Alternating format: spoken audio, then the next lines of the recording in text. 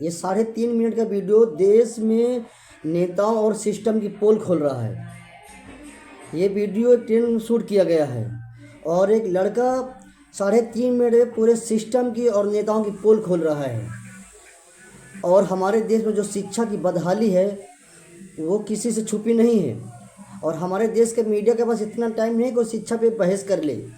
उन्हें नेताओं और चमचागिरी से फुर्सत मिलेगी तब ना वो देश और शिक्षा के बारे में सोचेंगे।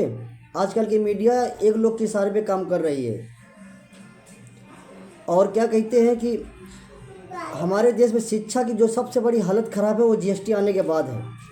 बहुत सारे देश हैं जिन्होंने शिक्षा में कोई जीएसटी नहीं लगाया, लेकिन हमारा देश गरीब होने के बावजूद भी शिक्षा में जीएसटी लगा दिया है। और सरकारी स्कूल में एक तो टीचर नहीं है, और जो टीचर है उनको दूसरे काम में लगाया गया है। कभी जाति जनगणना है और कभी मतदान जनगणना है और कभी कहीं लगा दिया जाता है।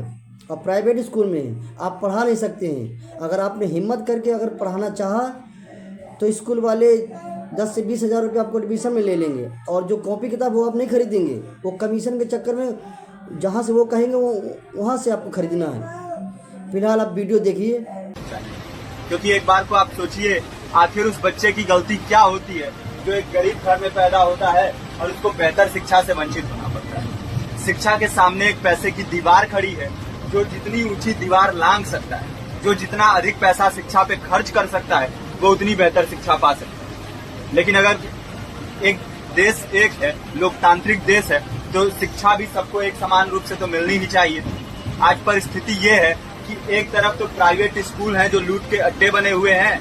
वहाँ पे आप एडमिशन कराने जाएंगे तो सिर्फ एडमिशन के नाम पे ही आपको 10,000 20,000 रुपए देना होगा। और कमीशन खोरी का ऐसा धंधा है कि कॉपी किताब टाई बेल्ट ड्रेस जूता कहाँ से खरीदना है ये आप नहीं तय करेंगे वो प्राइवेट स्कूल वाले। यानी आम लोगों की मेहनत की आखिरी कौड़ी उनके जेब से वसूल लेना चाहते हैं। और दूसरी तरफ सरकारी स्कूलों में न तो पर्याप्त टीचर है न पर्याप्त बिल्डिंगें।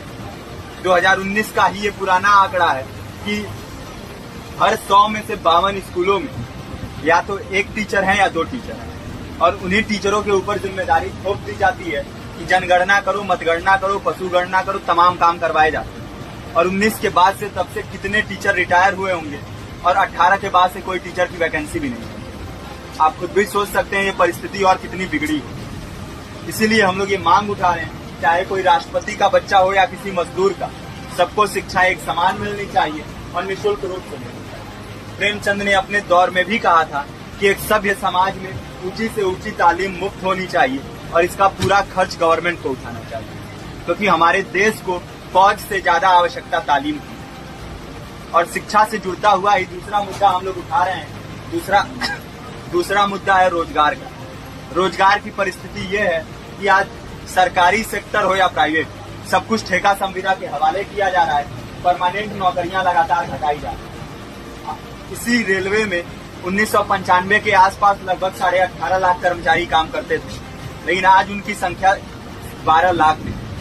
आप खुद भी सोच सकते हैं कितने बड़े पैमाने पे परमानेंट पदों को घटाया जा रहा है। और आज आलम ये है, एक तरफ लाखों पद खाली पड़े हैं, फिर भी कोई वैकेंसी नहीं निकलती। जो वैकेंसियां निकलती हैं उनमें भ्रष्टाचार होता है, पेपर लीक हो जाते हैं।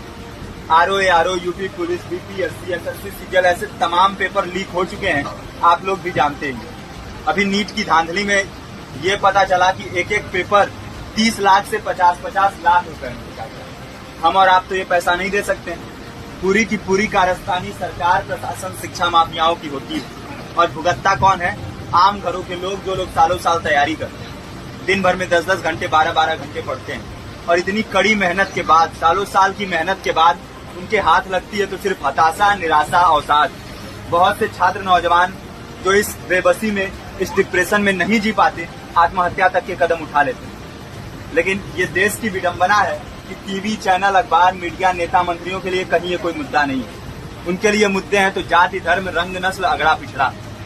आज जब पूरी परिस्थिति इतनी भयावह है तो ये जरूरी है कि लोगों के बीच में जाया जाए, लोगों को संगठित किया जाए और एकजुट किया जाए। क्योंकि आज अगर अपने मुद्दों पर बोलेंगे नहीं तो कल को ये परिस्थिति और बिगड़ेगी।